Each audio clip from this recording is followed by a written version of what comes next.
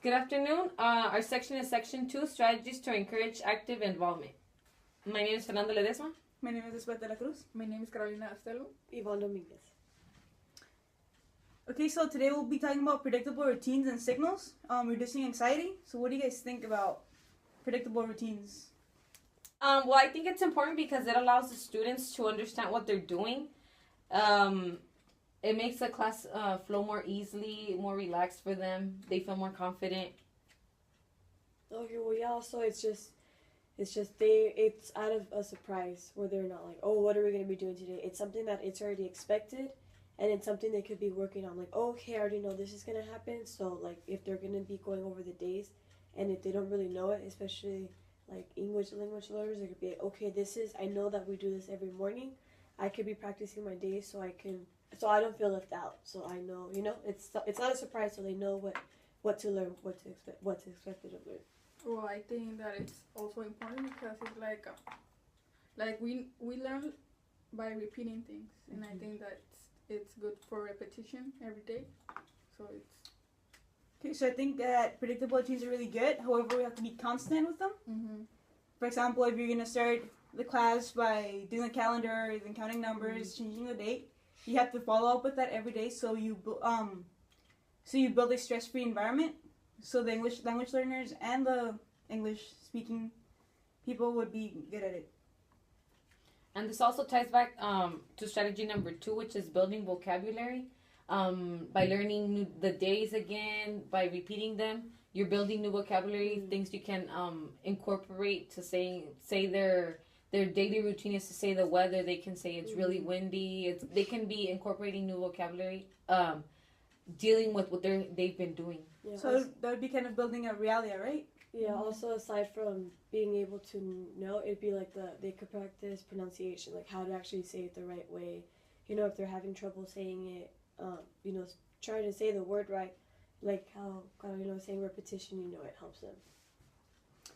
Okay, so when introducing new vocabulary, what is the difference between a bilingual English and an English-only classroom?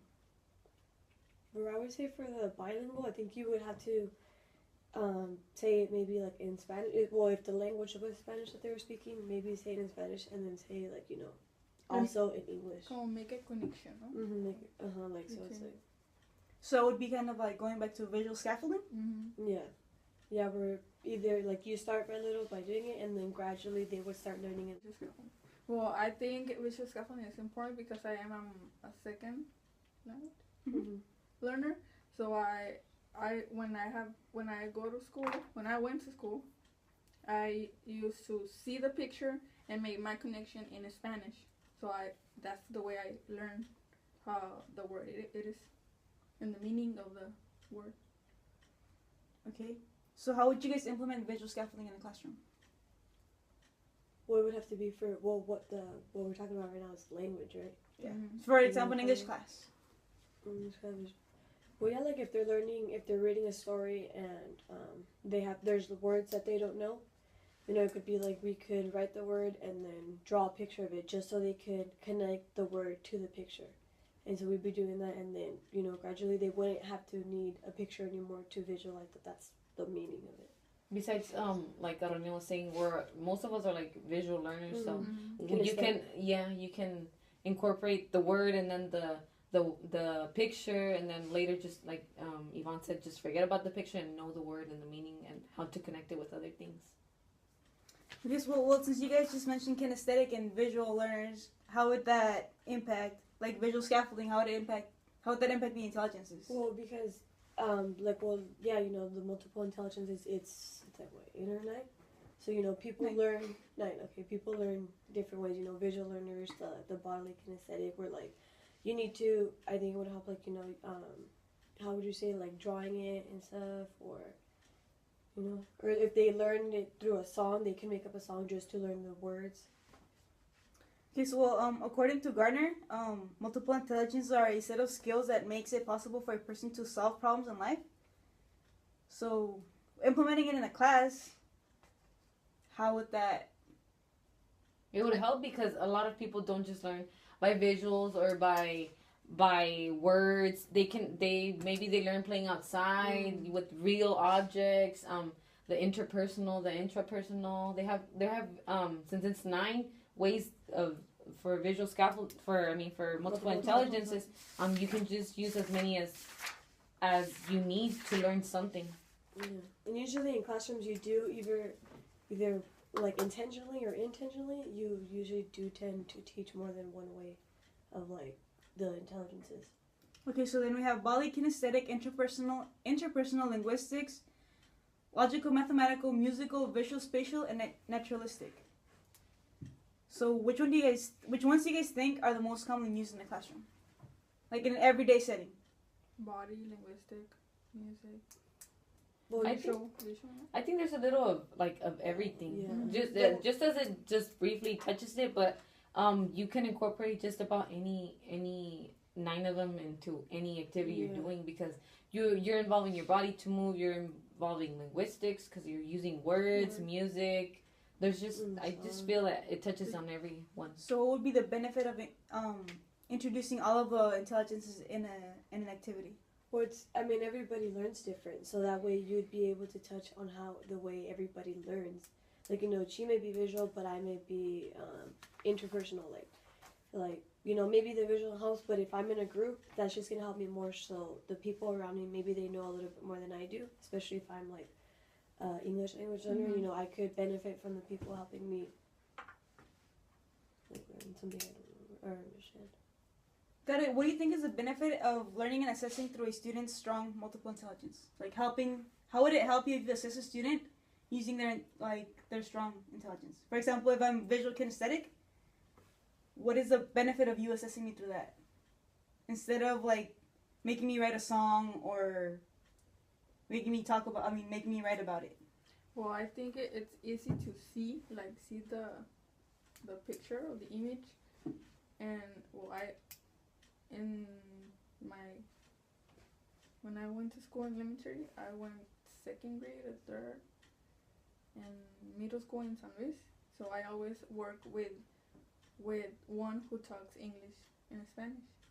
So I learn for the way he see the things in different ways, but because we also have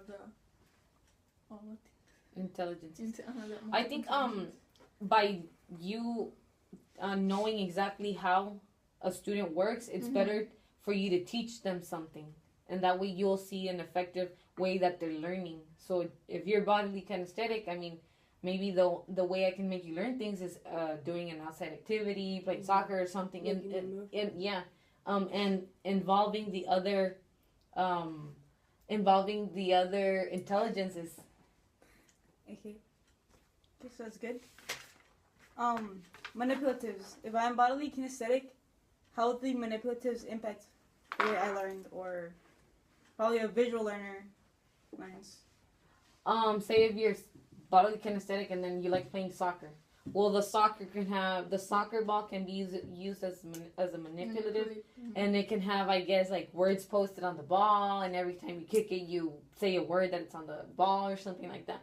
It's just an item that can be used in your favor to learning something. And that also kind of goes back to the reality of using everyday objects to do it for the vocabulary. If somebody doesn't know what a soccer ball is, you could take it to the classroom, show them, they could feel it, they could maybe play with it, and they see they have a visual, they actually have something they can touch, they can use the linguistic to actually say to describe it, maybe so it just everything connects. How would you use manipulatives in a mathematical setting? Oh, it's for circles, no? Yeah, or when a classroom's learning about say polygons or whatever. A pyramid, maybe some people will be okay, I don't really know, when they're learning about how many vertices does it have or how many edges. It's easier for a math teacher to take an actual pyramid so they could touch it, they could see it, they would be able to count how many sides. Okay, well, these connect, these must be the edges or something. So that's what a lot of people learn different ways, and that's just manipulatives are just a little bit more to help them. How about if you guys actually use what you guys have around the classroom? For example, if they have a math book, they can just get the math book and be okay, so let's have the edges, the vertices. Or a classroom be the classroom has 4 walls and 4 the desk. Yeah. You guys can actually use stuff that's around the classroom for your benefit. Yeah. And you're incorporating manipulatives, realia, and the multiple intelligence at the same time. Which would be really And good. I think all this can apply to working in small groups and partners. I think when working with small groups, it's better for a student to find a way of how their intelligence is, how they learn. Maybe other people work better with groups because they feel Or they don't feel that much pressure Mhm. to feel it. they Like, can rely on somebody Mhm. else to help them and say like English language learners are kind of shy to sometimes ask for questions, and say in the same group there's somebody that's in this case Spanish, yes, speaks that same language, and they can translate it back to that person, and they can have a better understanding. yeah, because sometimes you can feel a little intimidated to ask your teacher something, and then usually students feel more comfortable speaking to other students, like, hey, I don't get this or something. Mm-hmm.